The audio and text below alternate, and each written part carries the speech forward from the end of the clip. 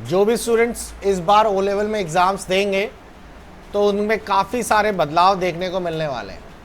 मैं आप लोगों को आज एक बहुत ही सिंपल वे में बता रहा हूँ कि ओ लेवल में M1 R5 का जो पेपर है जिसका नाम है IT टूल्स, इसको आप लोग ईज़िली क्रैक कैसे करेंगे। ईज़िली क्रैक का मतलब है कम से कम पढ़ने पे भी आप आराम से इसे निकाल पाएंगे। मात्र 7-8 दिन भी अगर आप अच्छे से पढ़ लेंगे तो आप ईज़िली इसे निकाल सकते हैं। कुछ बदलाव किए हैं NILIT ने। सबसे पहला बदलाव तो इस बार से ये है कि जुलाई 23 के बाद ये जो एग्ज़ाम है जो लेट हो गया है, ये जुलाई 23 सेशन कहलाएगा, भले एग्ज़ाम अगस्त में हो रहा। ये जो एग्ज़ाम है बच्चों, इस बार से आप लोगों का पहली बार NILIT इसे ऑनलाइन प्लेटफॉर्म पे कराएगा। ऑनलाइन एग्ज़ाम होगा ये। 100 क्वेश्चंस होंगे बच्चों आप लोगों के, 100 MCQ होंगे और इस 100 MCQ में आप लोगों को मैक्सिमम पॉसिबिलिटी है कि आप लोगों के सारे क्वेश्चंस MCQ पे ही हो, ट्रू फॉल्स नहीं हो। मैक्सिमम चांसेस यही हैं कि ट्रू फॉल्स ना ही आएंगे, 100 के 100 MCQ ही आएंगे। लेकिन अगर ऐसा भी हो सकता है कि 3-4 या 5 क्वेश्चंस ट्रू फॉल्स भी मिल जाएं, लेकिन मैक्सिमम चांसेस MCQ के ही हैं। आपको 90 मिनट्स का टाइम मिलेगा और 90 मिनट में ये 100 क्वेश्चंस करने होंगे। साथ ही साथ कोई नेगेटिव मार्किंग नहीं है। तो कोई भी नेगेटिव मार्किंग नहीं है तो इसका मतलब है कि आप लोगों को कोई भी सवाल छोड़ना नहीं है, सारे सवाल करने ही करने हैं। अब मैं आपको जो बताने जा रहा हूँ बहुत ध्यान से देखिएगा कि किस पोर्शन को पढ़ना है। एक चीज़ और आपको बता दें, ये जो टेस्ट है ये आप लोगों का थ्योरी टेस्ट है। ये 100 नंबर्स का थ्योरी होगा। उसके बाद आप लोगों का 2 अगस्त के आसपास 2 सितंबर के आसपास आप लोगों का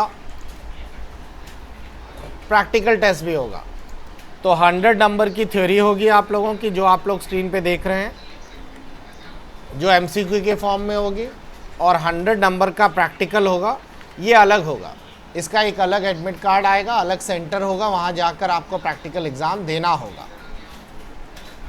एक चीज़ जो नए रूल के हिसाब से बनाई गई है कि इन दोनों में मिनिमम पासिंग परसेंटेज 33 होगा। 33 कम से कम होना चाहिए। एक चीज़ ध्यान रखिएगा, अगर किसी में भी 33 से, अगर मान लीजिए थ्योरी का पेपर आप लोगों ने भरा है तो आप लोगों के अगर 33 से कम नंबर हैं तो प्रैक्टिकल में कितने भी नंबर हों उससे फ़र्क नहीं पड़ता।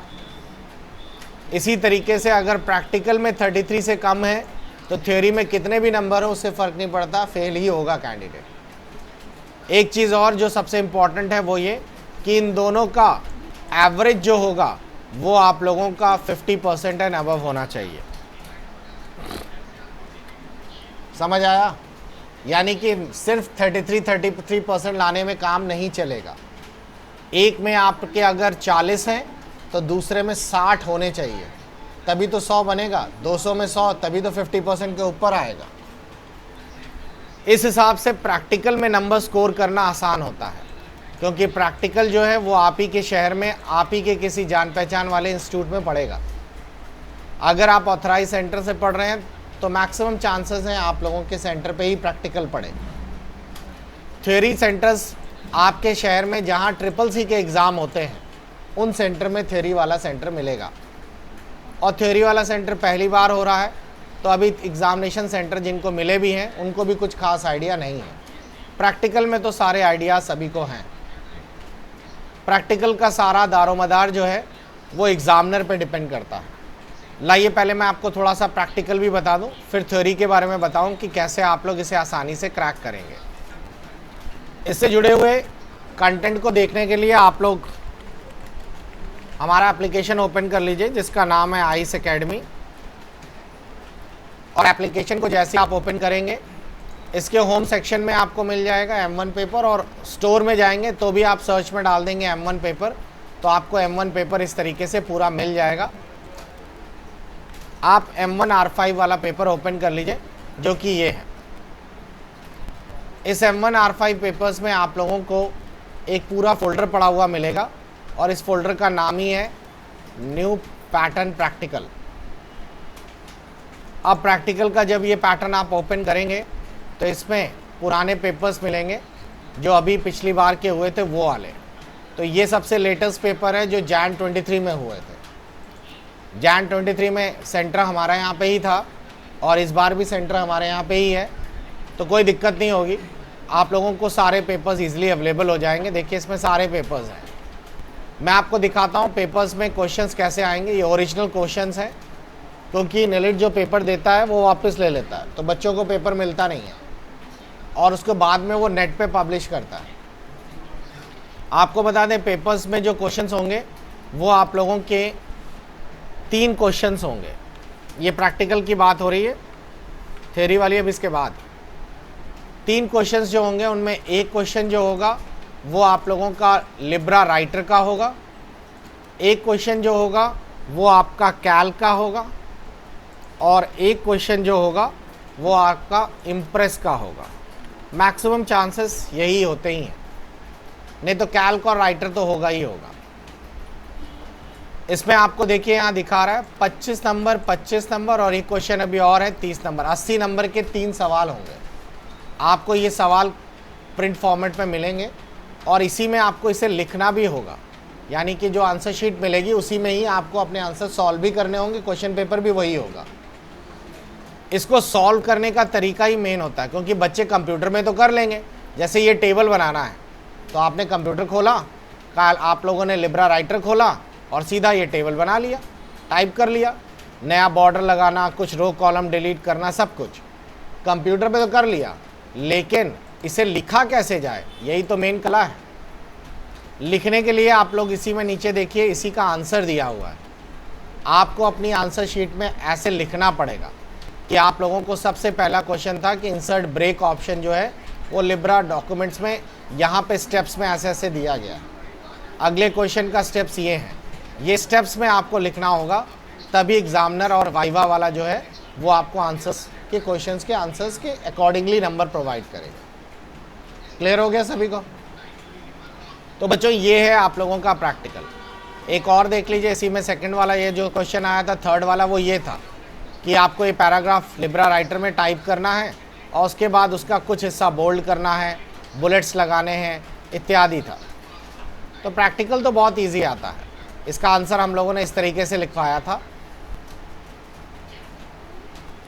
ये तो अच्छा, एक इम्प्रेस पर एक वो आई थी प्रेजेंटेशन कि आपको इस तरीके की एक प्रेजेंटेशन स्कूल पर बनानी है, 5 स्लाइडें।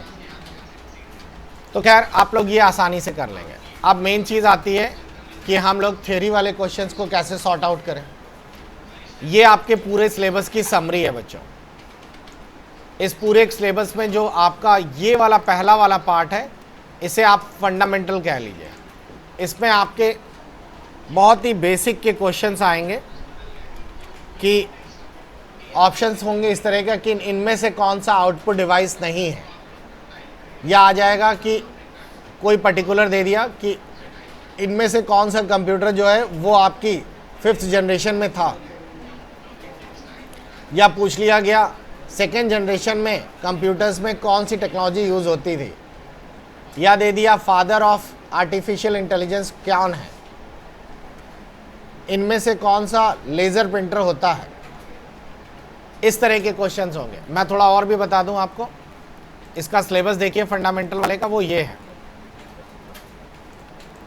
आपसे पूछ लिया जाएगा 1 GB में बराबर कितने MB, और उसमें आपको 4 ऑप्शन दिए होंगे, आपको टिक लगाने होंगे कंप्यूटर्स पर। इसके साथ साथ आप लोगों को पूछा जाएगा निम्नलिखित में से कौन सा एप्लीकेशन सॉफ्टवेयर है, या फिर आपसे पूछ लिया जाएगा कि इनमें से कौन सा ओपन सोर्स सॉफ्टवेयर है। इस तरह के सारे क्वेश्चंस होंगे और इससे अंदाजन मान के चलिए कि अप्रॉक्सीमेट 7 से 8 सवाल मिलेंगे ही मिलेंगे। 7-8 सवाल रहेंगे लगभग। नेक्स्ट जो है वो आपका वर्ड, एक्सेल, पावर पॉइंट जो यहाँ लिखा है, बेसिकली ये राइटर है, कैल्क है और इम्प्रेस है। इसमें 20 लिखा तो है कि 60 नंबर के क्वेश्चन होंगे, लेकिन एक्चुअली इसमें क्वेश्चंस जो आएंगे वो आएंगे 40 नंबर के, 35 से 40 के आसपास, जिसमें शॉर्टकट कीज़ होंगी आपकी, मेनूज आएंगे, कौन सा मेनू के अंदर मिलेगा आपको ये सारा, इस तरह का शॉर्टकट कीज़ तो रहेंगी ही रहेंगी। साथ ही साथ आप में से पूछा जाएगा कि जैसे कि आपसे पूछा गया चार्ट बनाने में कितने स्टेप्स होते हैं या कौन सा स्टेप्स नहीं होता, मेल मर्ज के टोटल नंबर ऑफ स्टेप्स कितने हैं, इस तरह का पूरा रहेगा। तो आप अगर प्रैक्टिकल कर रहे हैं तो इन चीज़ों को ध्यान में रखिएगा। क्लियर? आगे बढ़ते हैं। एक्सेल में या कैल्क में आप लोगों के फॉर्मूलाज का आउटपुट पूछा जाएगा कि एवरेज वाला ये दिया, इसका आउटपुट क्या आएगा।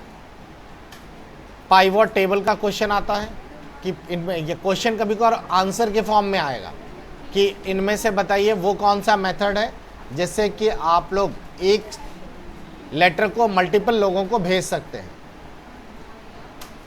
तो आप लोगों का ये क्वेश्चंस रहते हैं। और साथ ही साथ लास्ट में रहता है इम्प्रेस से। इम्प्रेस के क्वेश्चन कम होते हैं, सबसे ज़्यादा क्वेश्चन आपको राइटर के और कैल्क के मिलेंगे। तो लगभग 35 से 40 क्वेश्चंस रहते हैं इसके। जो सबसे ज़्यादा पोर्शन आता है बच्चों वो ये आएगा। बचा हुआ लगभग 40% सवाल इससे आते हैं, इंटरनेट से आते हैं, ई गवर्नेंस से आते हैं और साथ ही साथ सोशल नेटवर्किंग के आते हैं। बैंकिंग के सवाल भी इसी में जोड़ लीजिए, इसमें लिखा नहीं है लेकिन बैंकिंग के सवाल भी इसमें खूब रहते हैं। तो जो आपको ध्यान देना है वो 5th और 6th नंबर वाले पे ज़्यादा ध्यान देना है अगर आपको शॉर्ट में निकालना है तो। और ये थियोरेटिकल भी है। जैसे आपसे पूछ लिया जाएगा कि निम्नलिखित में से आउटपुट का, या ये पूछ लिया गया कि अच्छा बताइए इंट्रानेट का फुल फॉर्म क्या होता है, या इनमें से कौन सा ब्राउज़र है, इनमें से कौन सा फेमस सर्च इंजन है, या फिर वेब पेजेस का एक्सटेंशन क्या होता है, URL का फुल फॉर्म क्या होता है, IPv6 कितने बाइट का होता है। इस तरह के सवाल आपके इसमें आते हैं। और साथ ही साथ ई गवर्नेंस में से क्वेश्चंस काफ़ी सारे आएंगे। ईमेल आईडी का एक ऑप्शन दिया रहेगा कि इनमें से कौन सी ईमेल आईडी गलत है या सही है। क्लियर? कौन सा इनमें से सोशल नेटवर्किंग है या नहीं है। ऐसे सवाल आपको बहुत सारे देखने को मिलेंगे। ये भी देखा गया था, कुछ वेबसाइटों के नाम भी पूछ लिए गए थे। जैसे पूछ लिया गया था इनमें से कौन सी रेलवे रिजर्वेशन की वेबसाइट है, पासपोर्ट की वेबसाइट कौन सी है, ऐसी वेबसाइटों के नाम भी पूछ लिए थे। ये फुल फॉर्म तो 100% रट लीजिएगा जितने इसमें लिखे हुए आपको दिख रहे हैं, ये बहुत ज़रूरी है। और एक जो पोर्शन बच गया वो ये था। तो मैं आप सभी को सजेस्ट करूंगा कि ये जो नीचे वाली यूनिट्स हैं शॉर्टकट की ज़रूर ख़त्म कर लीजिए। ये 6th यूनिट, 7th यूनिट और 8th और 9th यूनिट ये ज़रूर ख़त्म कर लीजिए। अब चलते हैं हम लोग अपने कोर्स पर। तो कोर्स के अंदर अगर आप लोग चेक करेंगे तो आप लोगों को मैं बता दूं कि आप लोग M1 वाले ओल्ड वीडियोस वाले पे पोर्शन में चले जाइएगा, वीडियो सेक्शन पे जाइएगा। अभी जो मैंने आपको वीडियोस या जो सिलेबस बताया वो आपको मिलेगा यहाँ से, क्लास नंबर 37 से। आधे आधे घंटे की क्लासेस हैं, यहाँ से शुरू करिएगा। Digital financial system, banking system, आगे बढ़ते रहिएगा। नेटवर्किंग आएगी, IP, MAC address, email IDs आएंगे, ट्रांसमिशन मीडिया और साथ ही साथ आप लोगों का फायरवॉल। यहाँ से 37 से 49 ये तो रट डालिएगा, ये सबसे इम्पॉर्टेंट पार्ट है। उसके बाद आगे बढ़ते हैं। जो मैंने आप लोगों के सिलेबस में राइटर वाला पोर्शन दिया है वो आप लोगों को यहाँ से मिल जाएगा। ये माइक्रोसॉफ्ट वर्ड थोड़ा सा ऐड कर दिया है, तो यहाँ से अगर आप लोग चेक करेंगे तो आप लोगों का ये विनवर्ड वाले पोर्शन से आपको मिल जाएगा 12 नंबर वीडियो से लेकर। और आप लोग थोड़ा सा नीचे ड्रैग करेंगे तो आप लोगों का पूरा राइटर में यहाँ तक आपको कवर करने को मिल जाएगा। ये रहा राइटर 22 तक। तो 10 छोटे छोटे वीडियोज़ हैं। अगर आपको सिर्फ मान लीजिए इतना पढ़ने का टाइम नहीं है आपके पास, तो वो जो मैंने 37 से 42 बताया वो तो करने ही करने हैं। उसके बाद मैंने आप लोगों के लिए अलग से यहाँ पर एक क्रैश कोर्स डाल दिया है। वो क्रैश कोर्स है बेसिकली आप लोगों का लिब्रा का है, उसमें सिर्फ लिब्रा है। तो वो लिब्रा वाला ज़रूर कर लीजिएगा। वो मैं आपको दिखा देता हूँ कौन सा वाला है, तो आपको आसानी से क्लियर हो जाएगा। देखिए ये रहा जो जुलाई 23 की क्लासेस हो, इसमें से राइटर, कैल्क और इम्प्रेस, इतना अगर आप पढ़ लेंगे तो पूरा लिब्रा ख़त्म कर लेंगे। शॉर्ट में है, बहुत ही ईजी फॉर्मेट में, और ये आराम से अगर 4 वीडियोस भी ख़त्म करते हैं, छोटे छोटे वीडियोस हैं, तो वो आप 5-6 दिन में ये सब निपटा डालेंगे। क्लियर?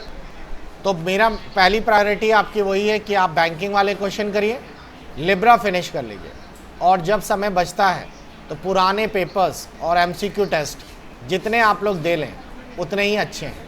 ये एमसीक्यू टेस्ट जितने भी आप दे दें अपनी परफॉर्मेंस बढ़ाने के लिए, और प्रैक्टिस सेट जितने भी आप कर लें, यही सबसे इम्पॉर्टेंट है। ये जितने प्रैक्टिस सेट दिए गए बस आपका आराम से एमसीक्यूज़ और आपका आराम से ये पूरा निकल जाएगा। प्रैक्टिकल की चिंता ना करिए, प्रैक्टिकल आराम से निकल जाता है। तो ये आप लोगों के लिए M1R5 का पूरा समरी थी। चलिए अब आप लोगों को नेक्स्ट वीडियो में M2 बताऊंगा मैं क्या पढ़ना है क्या छोड़ना है।